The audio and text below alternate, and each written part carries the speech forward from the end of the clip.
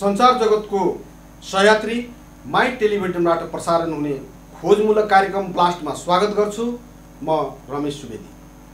दर्शकहरू, देशलाई भ्रष्टाचारले यति धेरै नराम्रोसँग गाजेको छ कि सुन्दा पनि कहाली लाग्छ। हेर्दा सुन्दा साधारण लाग्ने सरकारी कार्यालयहरूमा पनि कर्मचारीहरू बिचौलियाको मिलोमतोमा लाखौंको अनियमितता हुने गरेको छ। यो कार्यालयले जनताको जीवन स्तर उकास्न महत्त्वपूर्ण योगदान पुर्याउन सक्छ। त्यस्ता कार्यालयहरूमा वास्तविक र हकदार जनताले अनुदान पाउँदैनन्। बिचौलियाले बीचबाट अनुदान हत्याउने गरेका छन्। बिचौलियाहरू र भ्रष्टाचारीहरूको बीचमा बलियो गाँठो छ र उनीहरूले ऐन कानुनलाई जनताको आँखामा छारो हालेर कागजपत्र मिलाएर अनियमितता गर्ने गरेका छन्। भ्रष्टाचारीहरूको सामु कानुनी कारबाही गर्ने निकाय र अधिकारीहरू तिनका अगाडि निरीह बनेका छन्। यस्तै भ्रष्टाचार हुँदा सर्वसाधारणले सरकारी कार्यालय, भेटेनरी अस्पताल र पशु सेवा केन्द्रमा कर्मचारी र बिचौलियाहरू बीचको आपसी साँठगाँठमा लाखौं रकम अनियमितता भएको खुलासा भएको छ। वास्तविक पशुपालन किसानको लागि सरकारले उपलब्ध गराएको अनुदानमा आएको बजेट वास्तविक पशुपालन गर्ने किसानसम्म पुग्दैन। बीचमा नै बिचौलिया र कर्मचारीहरूको मिलोमतोमा हिनामिना हुने गरेको प्रमाण फेला परेको छ। भेटेनरी अस्पताल तथा पशु सेवा विज्ञ केन्द्र वीरगञ्जको कार्यक्रम पर्सा र बारा तोकिएको छ। सेवा केन्द्रले पशुपालक किसानहरूलाई स्तर उन्नतिको लागि अनुदान उपलब्ध गराएको छ।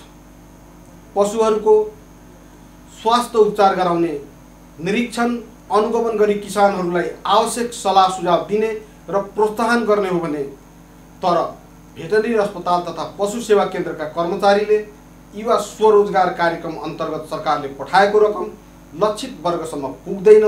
बीचमा नै झोले पशुपालकहरूको खल्तीमा पुग्ने गरेको छ। वास्तविक पशुपालक किसानहरू अनुदान पाउने आशामा बसेका हुन्छन्, तर पशु नै नपालेका नामधारी झोले किसानहरूले अनुदान बापतको सरकारी अनुदान हत्याउने गरेका छन्।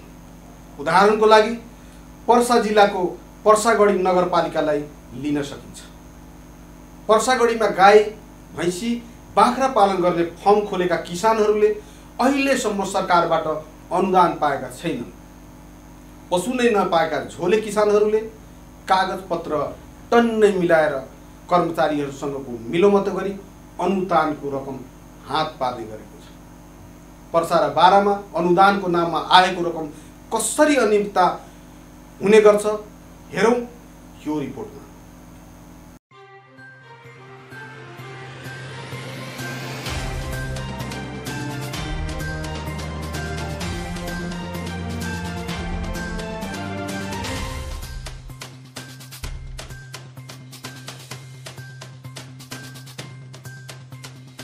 भेटनरी अस्पताल तथा पशु सेवा केन्द्र वीरगञ्जको कार्यक्षेत्र पर्सा र बारा पर्छ।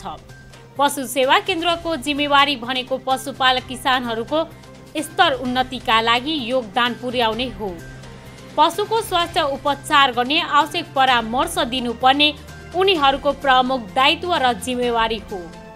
नेपाल सरकारले आर्थिक वर्ष 2076-77 मा पर्सा र बाराको पशुपालक किसानहरूको स्तर उन्नतिको लागि भेटनरी अस्पताल तथा पशु सेवा विज्ञ केन्द्र वीरगञ्जलाई 1,54,00,000 रकम निकासा दिएको थियो। पशु सेवा केन्द्रले पशुपालन गर्ने किसानहरूको लागि साना, मझौला र ठुला वर्गीकरण गरी वास्तविक किसानको छनौट गरी अनुदान उपलब्ध गराउनु पर्ने थियो। सरकारले साना पशुपालकलाई 2 लाख, मझौलालाई 3 लाख र ठुला पशुपालक किसानलाई स्तर उन्नतिको लागि 4 लाख अनुदान उपलब्ध गराउनु पर्ने व्यवस्था गरेको छ। त्यसैगरी मासु पसल स्तर उन्नति तथा स्टल सुधारको लागि सरकारले 26 लाख रुपैयाँ निकासा गरेको थियो। पशुपालक किसान 18 वर्षदेखि 54 वर्ष उमेर समूहमा अर्ध बेरोजगार र बेरोजगार छनौट गरेर गाई, भैँसी, बाख्रा तथा मासु पसल सञ्चालन र स्तर उन्नतिको लागि अनुदान वितरण गर्न बजेट विनियोजित गरेर निकासा दिएको थियो। भेटनरी अस्पताल तथा पशु विज्ञ केन्द्रले पशुपालक किसानहरूलाई अनुदान प्राप्तिको लागि दरखास्त आह्वान गर्दै सार्वजनिक सूचना जारी गर्यो। अनुदान पाउने आशामा किसानहरूले रिटपूर्वक आवेदन पेश गरे पनि विज्ञ केन्द्रले पेश भएका कागजातको छानबिन गरी किसानले पालेको गाई भैँसी बाख्रा फर्मको अनुगमन गरेर वास्तविक पशुपालक किसानहरूलाई अनुदान उपलब्ध गराउनु पर्ने थियो, तर त्यसो गरिएन। भेटनरी अस्पतालका प्रमुख राम परीक्षण शाहले बिचौलियाहरूसँग मिलोमतो गरी पशुपालन नगरेका झोले किसानहरूलाई अनुदान रकम उपलब्ध गराई वास्तविक पशुपालक किसानहरू भने अनुदान पाउनबाट वञ्चित भए। पर्सागढी नगरपालिका वार्ड नम्बर 3 की आशिका तामाङले पनि अनुदान रकम पाउनका लागि सम्पूर्ण प्रक्रिया पूरा गरी भेटनरी अस्पताल तथा पशु सेवा केन्द्रमा आवेदन दिएकी थिइन्। उनलाई आशा थियो उनको अनुदानको लागि नाम छनौट हुनेछ, तर जब अनुदान पाउनेहरूको लिस्ट सार्वजनिक भयो त्यसमा उनको नाम समावेश थिएन। मासु पसल स्तर उन्नति तथा स्टल सुधारको लागि सरकारले पठाएको 26 लाख रकम 13 जनालाई वितरण गरियो, तर उनीहरू पनि वास्तविक मासु व्यवसायी थिएनन्। सो अनुदान बापतको रकम पनि बिचौलियाहरूले हात पारेका थिए। पशुपालक किसानहरूको स्तर उन्नतिको लागि सरकारले पठाएको रकम किसानहरूले नपाएर बिचौलियाहरू र गैर पशुपालक किसानहरूले अनुदान लिएपछि किसानहरूले छानबिन गरी दोषीहरूमाथि कारवाही गर्ने माग गर्दै जिल्ला प्रशासन कार्यालय पर्सामा उजुरी दिएका छन्। जिल्ला प्रशासन कार्यालय पर्साका प्रशासकीय अधिकृत विनय श्रीवास्तवले भेटनरी अस्पताल तथा पशु सेवा केन्द्र विरुद्ध निवेदन परेको स्वीकार गर्नुहुँदै कारवाही प्रक्रिया अगाडि बढाएको बताउनु भएको छ। अनुदान वितरण सम्बन्धी सम्पूर्ण कागजात पेश गर्न पशु सेवा केन्द्रलाई पत्राचार गरेको पनि श्रीवास्तवले बताउनु भएको छ। यता भेटनरी अस्पताल तथा पशु सेवा केन्द्रका प्रमुख राम परीक्षण शाहले पनि प्रशासनबाट पत्र आएको स्वीकार गर्दै जवाब दिने तयारी भइरहेको बताएका छन्। दर्शकहरू, हेर्दा र सुन्दा साधारण लाग्छ, भेटनरी अस्पताल त्यसको काम कति होला र त्यहाँ के को भ्रष्टाचार होला भन्ने लाग्दो होला, तर वास्तविकता हेर्ने हो भने किसानले उत्पादन गरेको अन्न, दुध, दही, घिउ लगायतमाथि हामी सबै निर्भर छौँ। उनीहरूले पसिना बगाएर उत्पादन गरेको वस्तुबाट हामी बाँचेका छौँ। त्यस्तो अत्यन्त महत्त्वपूर्ण र संवेदनशील भेटनरी अस्पताल तथा पशु सेवा केन्द्रले किसानको मुखमा आएको दाना कर्मचारीहरूसँगको मिलोमतोमा बिचौलियाहरूले बिचैबाट आफ्नो खल्ती भर्ने काम गर्दा वास्तविक किसान सरकारी अनुदानबाट वञ्चित हुँदै आएका छन्। थप प्रसङ्ग जोड्छौँ एकैछिनको व्यापारिक विश्रामपछि। यो हो पर्सा टेलिभिजन नेटवर्क र अहिले तपाईँ हेर्दै हुनुहुन्छ माई टिभी।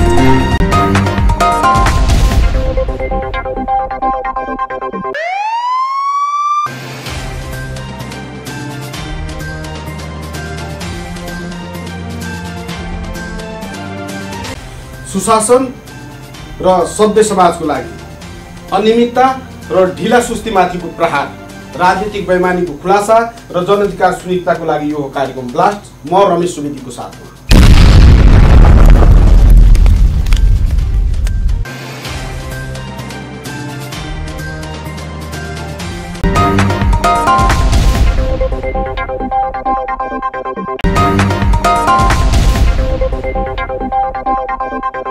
दर्शकहरू, हामी यहाँ चर्चा गर्दै थियौँ भेटनरी अस्पताल तथा पशु सेवा केन्द्र पर्सा र बारामा पशुपालक किसानहरूको लागि सरकारले दिएको अनुदान रकमको माथि कर्मचारी र बिचौलियाहरू मिलेर गरेको अनियमितताको।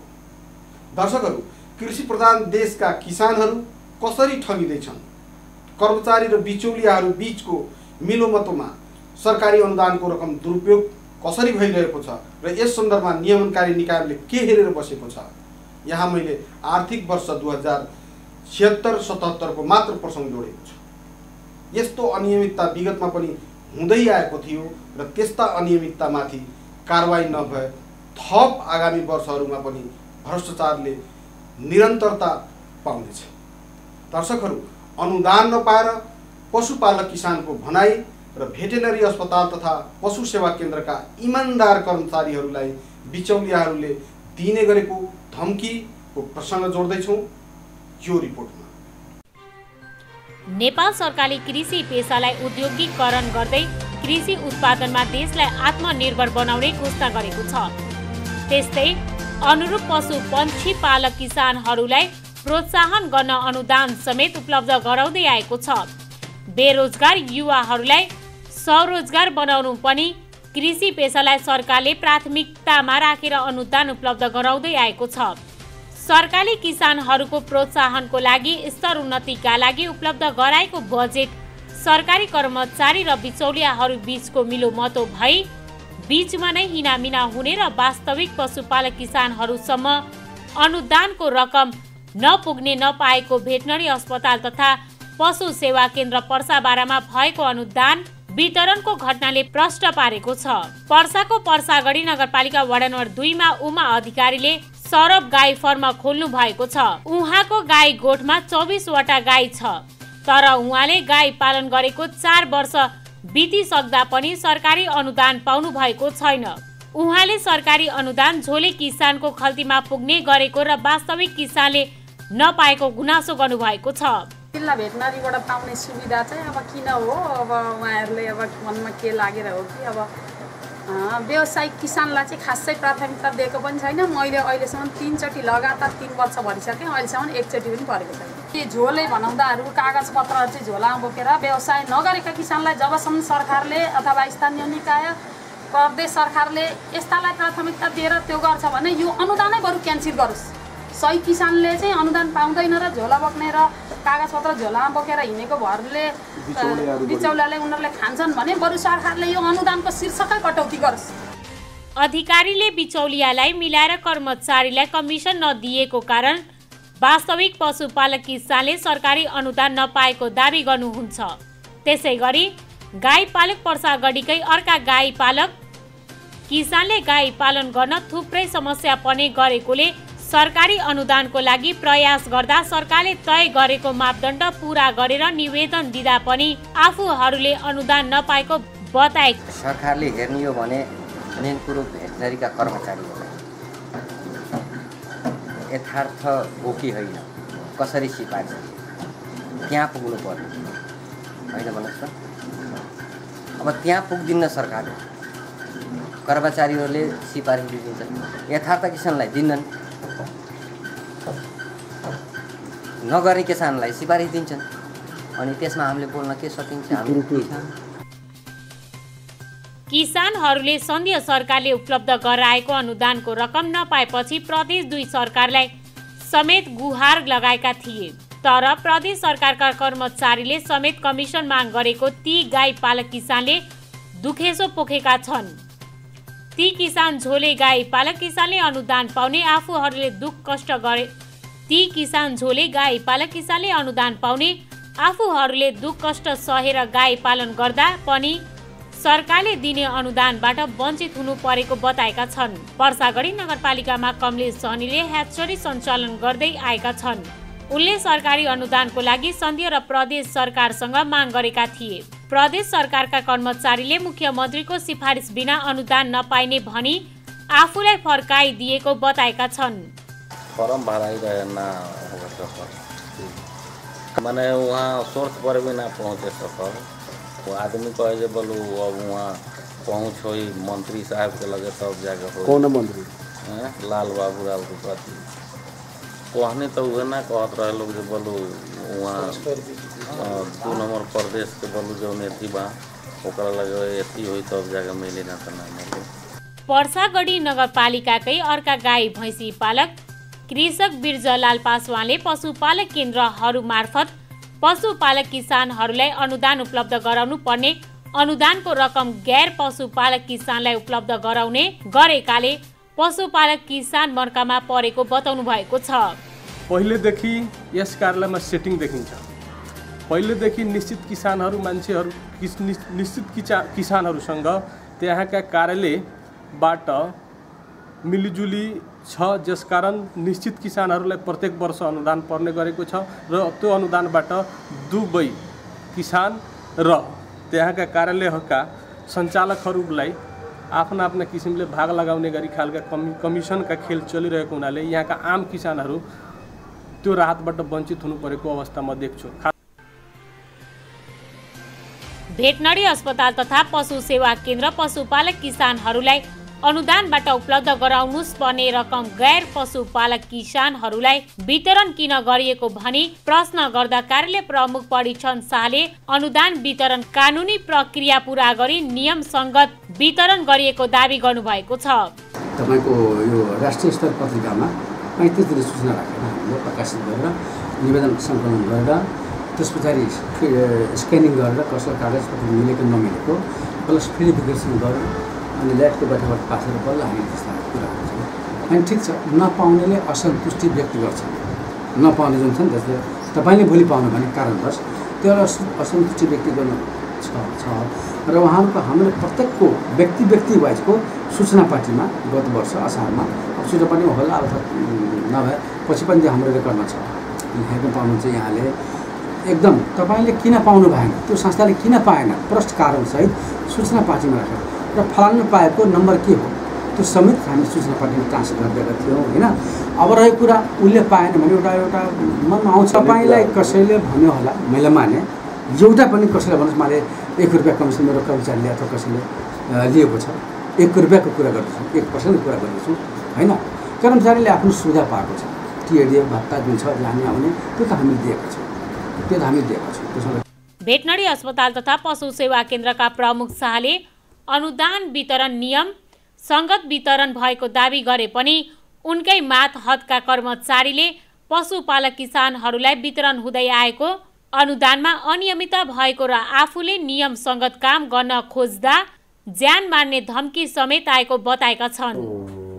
3टा चाहिँ गर्भिनी 22 वटा पशुपलको छ, 22 वटामा 3टा गर्भिनी थियो, तपाईँको 19 वटा मात्र थियो।